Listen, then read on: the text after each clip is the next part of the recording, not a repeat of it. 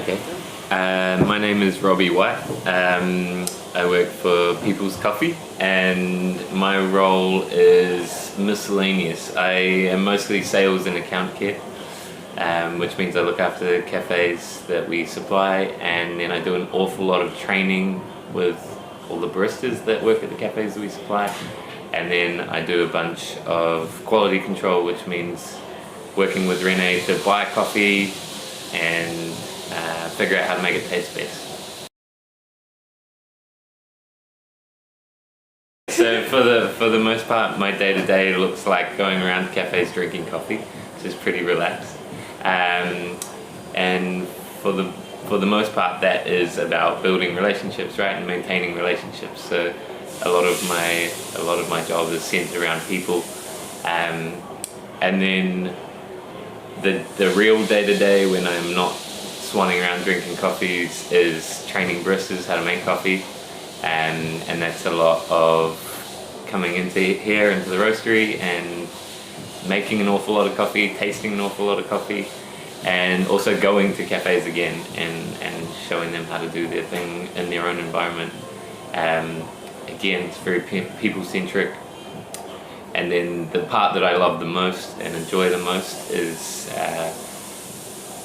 working on the coffee with Renee, our roaster, and also just talking about what our role in this system is and how we do our job the most ethically, and look after people as well as we can, right?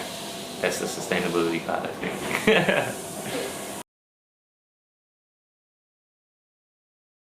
Yeah, mine was a very roundabout pathway. I started out at Massey. I went to do industrial design, and then I very quickly realized that I was more of an airy-fairy artist than I was an industrial designer, and so I went to art school and did a bachelor's degree in fine arts.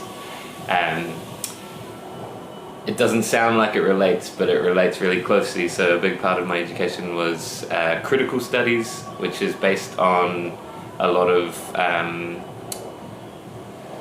social sciences, anthropology, and development studies sort of work that you would go and study specifically at Vic. So it was kind of an amalgamation of sociology and anthropology, and it taught me how to think, right? I already knew how to think a little bit, but my family were pretty good. But I learned how to think a little bit more, be a little bit more conscious. And so when I started working for People's, and People's kind of fulfilled all of these needs for me in terms of being able to think about the world more consciously and think about how we can contribute more positively to the world, that was where my degree started to play some really functional roles. Just in me being able to conceive how important the work that I was doing was. And the other part, I think, is I do a lot of design in my day-to-day job as well. I help cafes aesthetically, I guess. When they're setting up, I show them what I would do in terms of making their cafe look good. When they're building it, when they're designing the logos, when they're setting the place up, when they're wanting to rebrand, blah blah blah. I do a lot of that sort of work as well, and I continue to be an artist as well, which helps.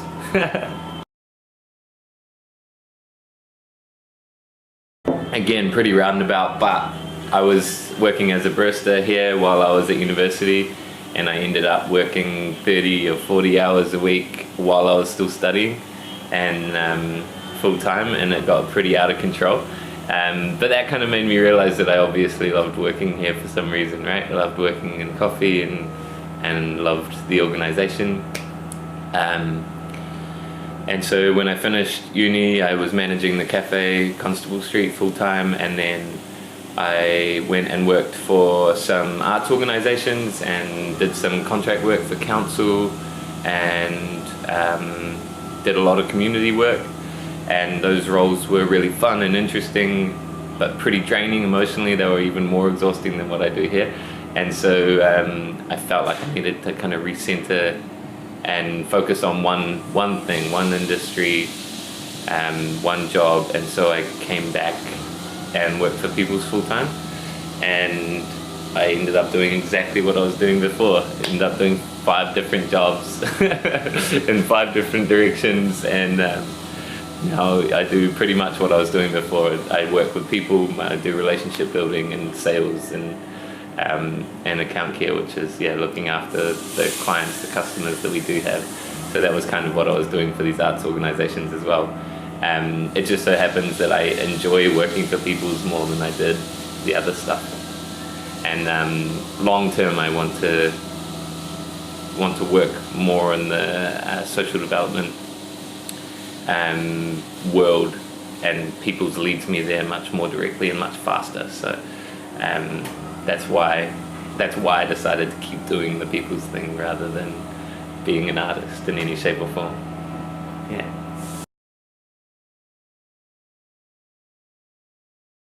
Yeah, that's the best part. So I'm up in Auckland every 2 weeks, and then I travel around the rest of the country very often, visiting all the other cafes that we supply.